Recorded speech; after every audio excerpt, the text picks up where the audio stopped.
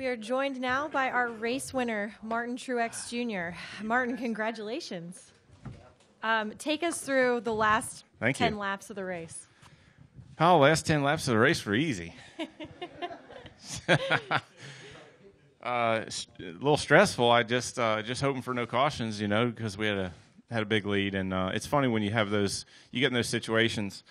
This place is so tricky and so technical, but when you start to take care of your equipment and have time to think, it almost gets harder, So it's like, all right, just put laps together. Let's not make a mistake. If you let your guard down too much here, you can overshoot a corner real easy. So I tried to just back down my pace slightly, enough to make sure I wasn't going to hurt any parts of my car.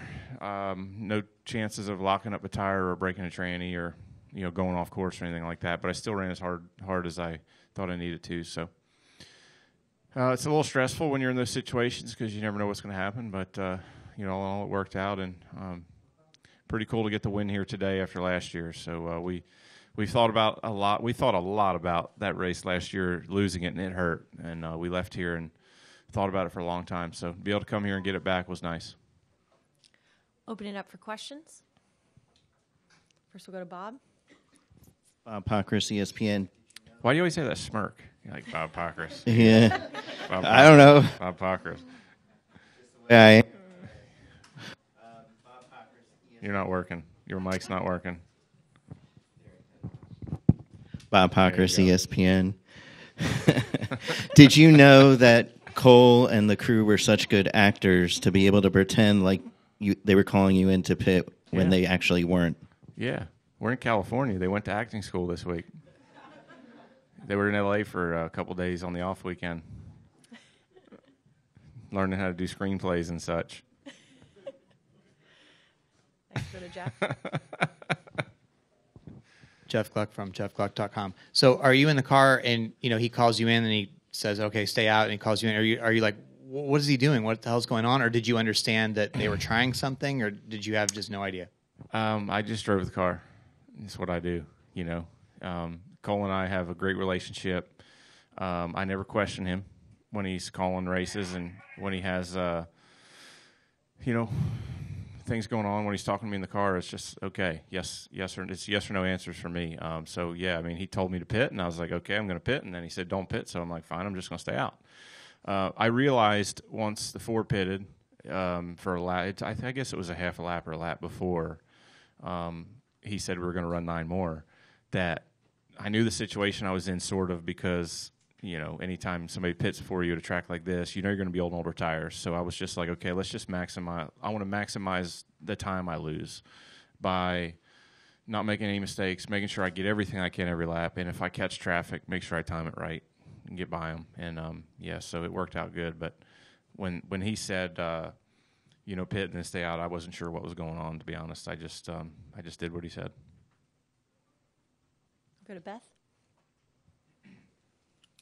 Apparently, it was a bigger deal going on because everybody keeps asking me about it. So I'll have to watch the race broadcast and look at Twitter. Yeah.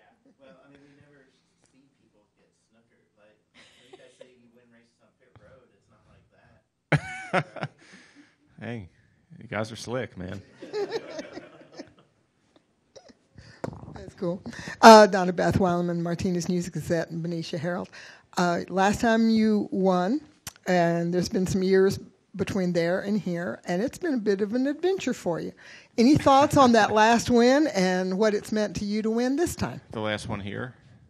Yes, sir. Yeah, I'll be honest with you. I remember that win like it was yesterday. It was huge, and I really feel like I treat every win the same as I did that day. You never know when your last one's going to be.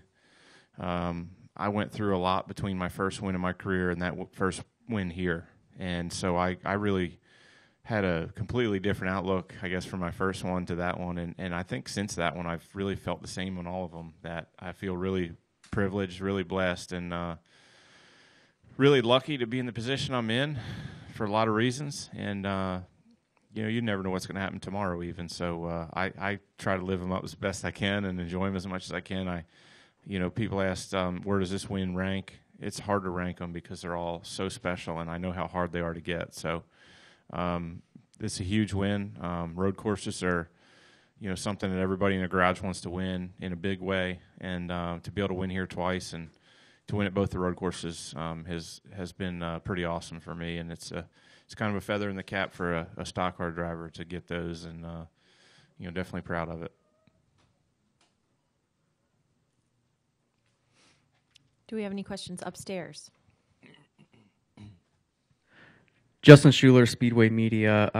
Martin, this is the first time in 31 years that the Cup Series has seen 3 road courses in the schedule. How do you feel about that direction with NASCAR adding more road courses to the schedule?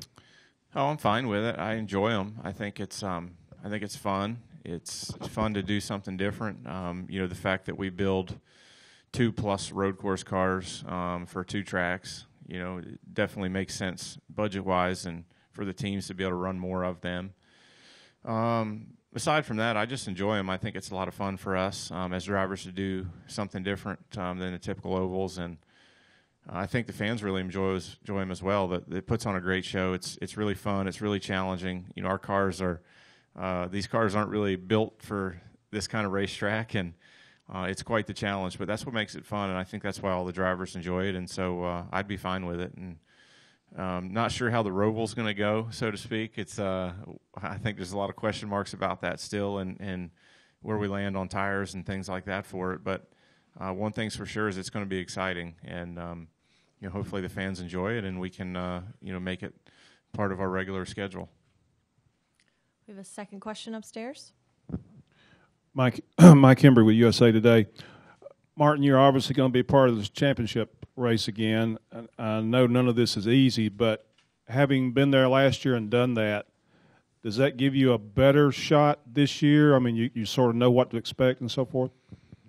Yeah, I mean, we've been in the last 3 years, really. 2015 we made the Final Four, and 16 we had a kind of a heartbreaking playoffs, and then last year, of course, had the kind of the dream come true. So we've been, I guess, kind of on all sides of it, which I think doesn't hurt, but at the same time, it doesn't really, make you perform. I think it keeps you in the right frame of mind. It keeps you from getting stressed out. I think more than anything, our guys understand what it takes, what kind of cars we need to build, and what kind of approach we need to take to be prepared for it. But when it starts, if you're not running good or you're not fast enough, it's hard for your mindset or your experience to take over and make it all happen.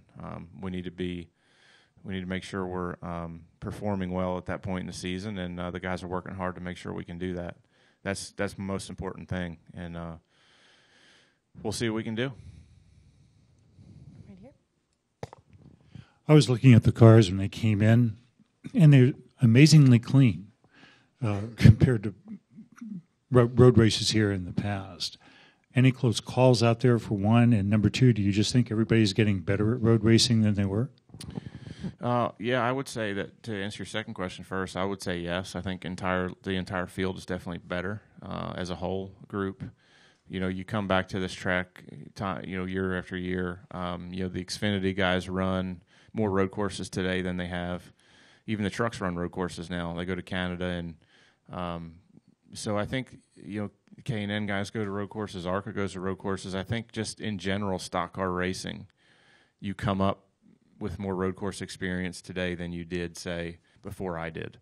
When I first started, it was very limited, early 2000s, back in the 90s. So I feel like since then, all those series and the ladder system with all the road courses and these kids getting all this road course experience, I think plays a big part in that.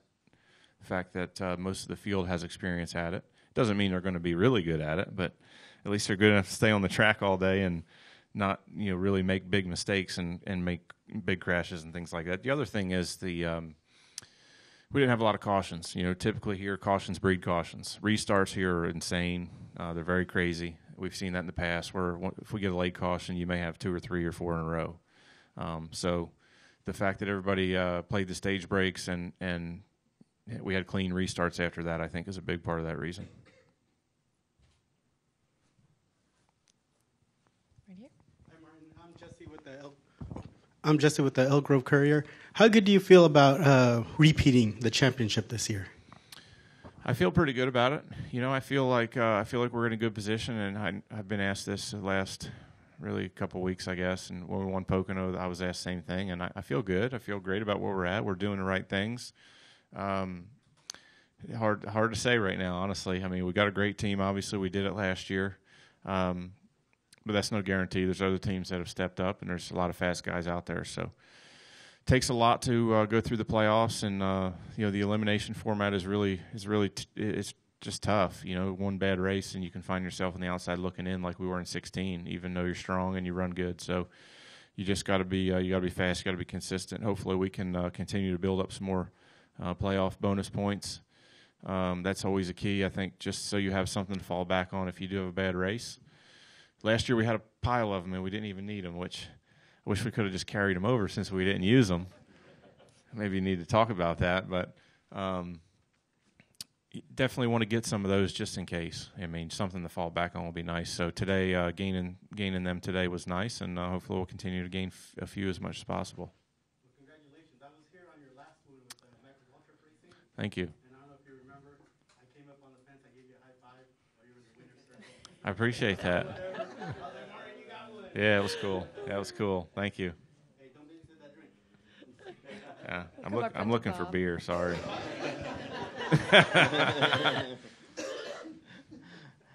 Do they make purple beer? Let's fill it up.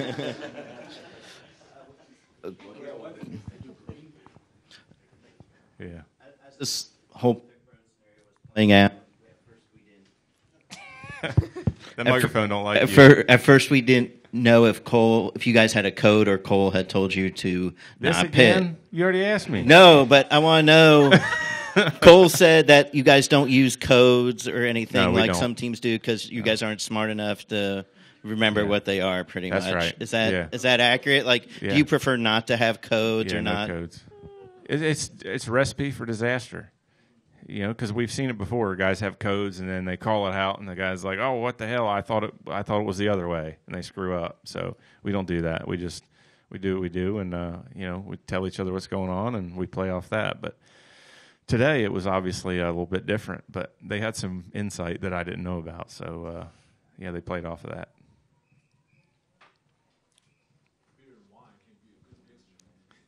Nah. Yeah. Luis Torres, Motorsports Tribune. So, Martin, now as we go into the month of July, you have a lot of tracks like Kentucky and Daytona. Obviously, going forward, it's going to be an intense battle between you, Kevin, and Kyle. And notably with Harvick, when you beat Harvick, how do you feel exactly when you beat him when he's at his peak right now? I think, I mean, that's a good question. I think we feel great when we beat him because not only him, but his whole team, they do an amazing job, and they're great competitors. They got a really good group of guys that are going to be tough to beat all season long. So, anytime you can beat those guys, it feels good. But just racing with them is fun. Today we played a little cat and mouse early in the race and went back and forth, and then felt like he was a little stronger than us first stage, maybe the second stage, and then we got a lot better in the third stage and felt like before he pitted that last time we were actually starting to catch him. So without the strategy, it was going to be a hell of a battle, I think. But just to race with those guys is awesome. Rodney and Kevin are amazing, and they do a great job. So fun racing with them, and when you come out on top, you beat the best. Any additional questions?